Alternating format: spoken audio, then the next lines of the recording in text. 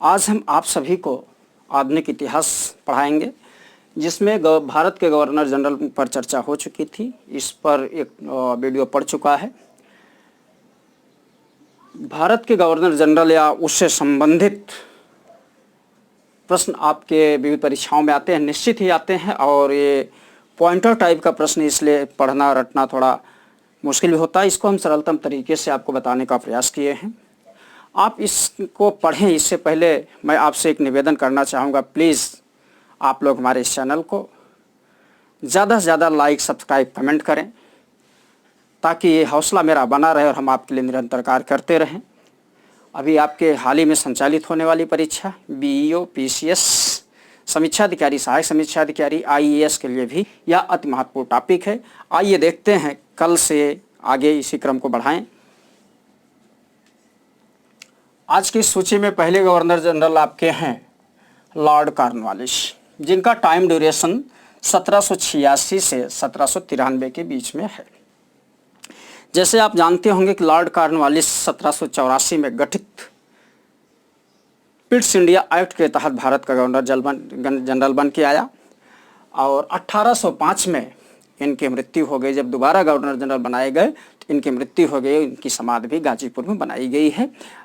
यह भी प्रश्न पूछा जाता है कि इनकी समाधि कहाँ बनाई गई, तो इनकी समाधि उत्तर प्रदेश के गाजीपुर में है, जो अति महत्वपूर्ण प्रश्न है उत्तर प्रदेश पीसीएस परीक्षा के दृष्टिकोण से। आज इन्हीं से संबंधित कुछ प्रश्नों पर आइए हम चर्चा कर लेते हैं। इन्होंने सबसे पहले गद्दी पर बैठते ही 1789 में दास व्यापार पर रोक लगाया। मोस्ट इंपॉर्टेंट पॉइंट है, दास व्यापार पर रोक की बात आए तो दास व्यापार पर रोक सबसे पहले 1789 में लॉर्ड कॉर्नवालिस ने लगाया था। और दास की बात आ गई तो दासों से संबंधित 4-6 पॉइंट पर चर्चा हो जाए, जो आपके विविध परीक्षाओं में प्रायः पूछे जाते हैं। दास प्रथा की शुरुआत तो प्राचीन काल से ही भारत में मौजूद थी। कौटिल्य ने भी अपने अर्थशास्त्र में इसका उल्लेख किया हुआ है। सिंधु सभ्यता में भी इसकी चर्चा मिली है कि चूंकि वहाँ जब छोटे स्तर के कुछ भवन प्राप्त हुए हैं, मकान प्राप्त हुए, जिनको हम देखकर यह महसूस करते हैं कि दास प्रथा वहाँ उपस्थित रही होगी। पीछे के वीडियो में हमने इस पर चर्चा कर चुके हैं। कौटिल्य की अर्थशास्त्र की बात आती है तो वहाँ दासता की बात की जाती है। वहीं मेगस्थनीज ने अपने इंडिका, उनकी पुस्तक इंडिका है, इंडिका आपसे खूब पूछा जाता है, इंडिका में दास प्रथा का उन्होंने उल्लेख नहीं किया। स्पष्ट रूप से कहा भारत में दासता मौजूद नहीं थी। इसके पीछे भी कारण रहा होगा कि जो रोम में दासता थी, जंजीरों में बांध के वहाँ से काम लिए जाते थे दासों से, वैसी दासता यहाँ उपस्थित नहीं थी, और इस प्रकार से मेगस्थनीज को भारत में दासता नहीं लिखी होगी। 2 कदम और आगे बढ़ते हैं तो दासता की तरफ। तुर्कों के शासनकाल में एक राजवंशी पूरा दासता पर आधारित होता है। इसी के साथ साथ देखें तो फिरोज शाह तुगलक, मोस्ट इंपॉर्टेंट प्रश्न आपसे पूछा जाता है। फिरोज शाह तुगलक ने दासों के लिए एक दीवान ए बंदगान की स्थापना की थी। और आगे बढ़ते हैं दासता से संबंधित बातों में तो अकबर 1562 में दास प्रथा को अपने यहाँ बंद कर दिया था, निरुद्ध कर दिया था या रोक लगा दिया था। उसी क्रम में 1789 की चर्चा कर ली जाती है। जहाँ 1789 की चर्चा की जाती है तो 1833 के चार्टर एक्ट में भी दास व्यापार पर रोक लगाने की चर्चा कर दी गई, और पूरी तरह से दास व्यवस्था 1800, ध्यान रखेंगे, 1843 में लॉर्ड एलनबरो के काल में, ध्यान रखिएगा, लॉर्ड एलनबरो गवर्नर जनरल थे, उनके शासनकाल में 1843 में इस अधिनियम के धारा 5 पूछा जाता है। कंप्लीटली भारत में दास प्रथा का अंत कब हुआ? 1843 में। रोक किसने लगवाई? कॉर्नवालिस ने। आइए हम आगे बढ़ते हैं। आगे बढ़ने की बात आती है तो आपसे पूछा जाता है कि भारत में सिविल सेवा का जन्मदाता कौन माना जाता है? तो भारत में सिविल सेवा का जन्मदाता लॉर्ड कॉर्नवालिस को माना जाता है। 1793 ईस्वी में इन्होंने सिविल सेवा का गठन किया। 1853, ध्यान रखिएगा, 1853 से इस सेवा में प्रतियोगिता होने लगी। यह प्रतियोगिता उस समय लंदन में हुआ करती थी, ठीक है। फिर 1923 में लॉर्ड रीडिंग के समय में, मोस्ट इंपॉर्टेंट है, 1923 पूछा जाएगा कि भारत में सिविल सेवा की लिखित परीक्षा कब होने लगी? तो 1853 में। फिर पूछा जाएगा कि कॉर्नवालिस से हट के बातें हैं, थोड़ी सी चर्चा कर लेते हैं। यहाँ से प्रश्न पूछा जाता है सिविल सेवा से संबंधित। तो जैसे आपने देखा कि 1853 की बात कर ली जाए तो यहाँ से प्रतियोगिता शुरू हो जाती है। प्रतियोगिता लंदन में होती है। फिर 1923 में लॉर्ड रीडिंग के समय में, गवर्नर जनरल लॉर्ड रीडिंग के समय में भारत में भी, दिल्ली में भी इंग्लैंड के साथ साथ ही प्रतियोगी परीक्षा होने लगी। और 1919 के एक्ट में भी लोक सेवा आयोग के गठन की बात की जाती है। भारतीय संविधान में इसको स्थान 312 आर्टिकल के अंतर्गत प्राप्त हुआ है। आइए देखते हैं भारत में। फिर प्रश्न पूछा जाता है, कुछ आपके भारतीय हैं जिन्होंने सिविल सेवा में सफलता और असफलता पाई, वहाँ से पूछा जाता है। आपके यहाँ एक प्रश्न बनता है कि भारत में प्रथम सिविल सेवक कौन था। भारत में प्रथम सिविल सेवक की बात कर ली जाए आधुनिक उसमें तो 1863 में सत्येंद्र नाथ टैगोर ने प्रथम भारतीय थे जिन्होंने ICS की परीक्षा उत्तीर्ण की थी। यशयन टैगोर, सत्येंद्र नाथ टैगोर मोस्ट इंपॉर्टेंट, ठीक है। फिर अरविंद घोष घुड़सवारी की परीक्षा उत्तीर्ण न कर पाने के कारण इन्हें निकाल दिया गया था। और सुभाष चंद्र बोस का नाम आप सुने होंगे, ठीक है, आज़ाद हिंद फौज से संबंधित। तो सुभाष चंद्र बोस ने ICS की परीक्षा उत्तीर्ण की थी और इन्होंने त्याग पत्र भी दे दिया था। सुरेंद्र नाथ बनर्जी का नाम सुने होंगे। सुरेंद्र नाथ बनर्जी असम के कलेक्टर रहे जब उन्हें निलंबित कर दिया गया था। आइए इसी कड़ी में एक पॉइंट और देख लेते हैं। लॉर्ड लिटन का नाम आप सुने होंगे।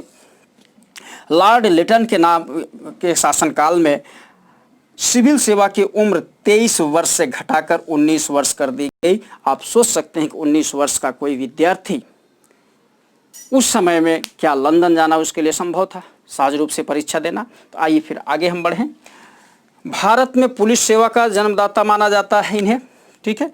भारत में इन्होंने पुलिस सेवा का जन्मदाता माना जाता है।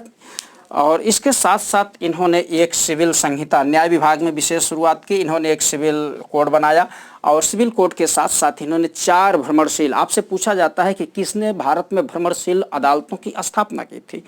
4 भ्रमणशील अदालतों की स्थापना कॉर्नवालिस ने की थी, 3 बंगाल के लिए और 1 बिहार के लिए। इसी क्रम में इनका जो मोस्ट इंपॉर्टेंट काम है, आपसे पूछा जाता है परमानेंट सेटलमेंट, अस्थायी बंदोबस्त। जब पिट्स इंडिया एक्ट के तहत लॉर्ड कॉर्नवालिस भारत आए तो इनसे यहाँ मैनेज करने की बात की गई, अपनी अर्थव्यवस्था और सीमा की सुदृढ़ता की बात की गई। अर्थव्यवस्था को सुदृढ़ किया जाए और सीमा को सुदृढ़ किया जाए। हम इन कंपनी के राजस्व व्यवस्था को अलग से एक वीडियो के अंतर्गत देखेंगे। एक वीडियो बनेगा जिस पर जमींदारी, महलवाड़ी और रैयतवाड़ी तीनों व्यवस्थाओं को अलग अलग बनाने की कोशिश करेंगे। किंतु यह जो 22 मार्च, आइए देखें, 22 मार्च 1793 मोस्ट इंपॉर्टेंट डेट है। 22 मार्च समीक्षा अधिकारी में पूछा भी गया है। 22 मार्च 1793 में बंगाल, बिहार, उड़ीसा, ठीक है, बंगाल, बिहार, उड़ीसा में इन्होंने परमानेंट सेटलमेंट कर दिया या जमींदारी व्यवस्था लागू की। मोस्ट इंपॉर्टेंट है। इसके संबंध में शेष बातें हम अलग से टॉपिक में पढ़ाएंगे।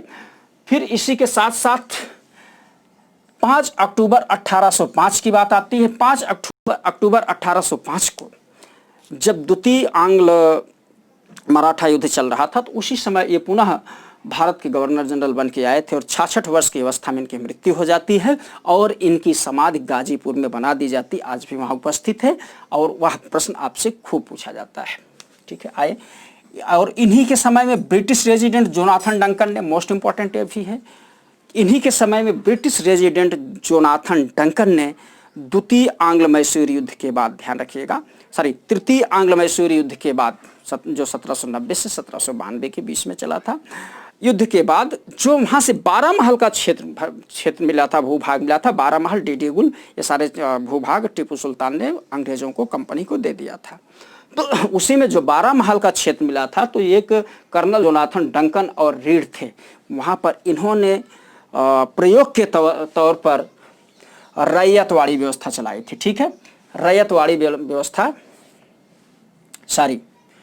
इन्हीं के समय में ऐसे देखें जोनाथन डंकन ने बनारस में संस्कृत कॉलेज की स्थापना की थी। मोस्ट इंपॉर्टेंट, जोनाथन डंकन ने बनारस में संस्कृत कॉलेज 1792 में आइए, इन्हीं के समय में तृतीय आंग्ल मैसूर 1790-92 के बीच में हुआ था।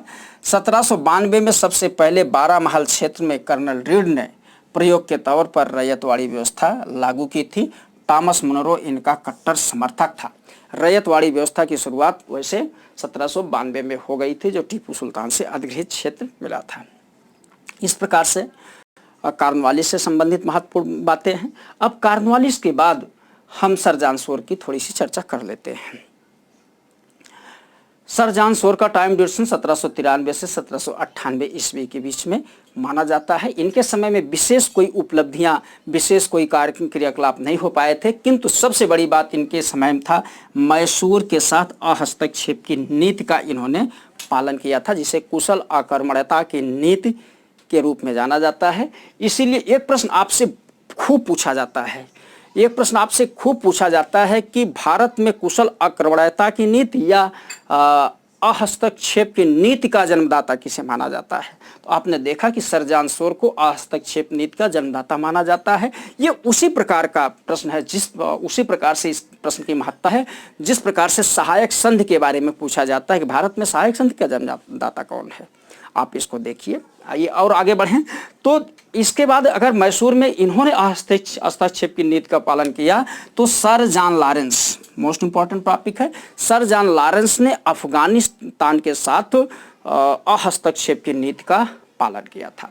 फिर इसके अतिरिक्त ये सर जॉन सोर के बारे में एक बात और है, ये कॉर्नवालिस के समय में जो जमींदारी व्यवस्था अपनाई गई थी, उसमें बोर्ड ऑफ रेवेन्यू में मेंबर भी थे, और जमींदारों से संबंधित या जमींदारों को जो राजस्व का अधिकार दिया गया कि ज़मीन पर किसका मालिकाना हक दिया जाए, किसानों का, जमींदारों का, जिन्होंने जमींदारों को स्वीकार किया था और यही माना भी गया।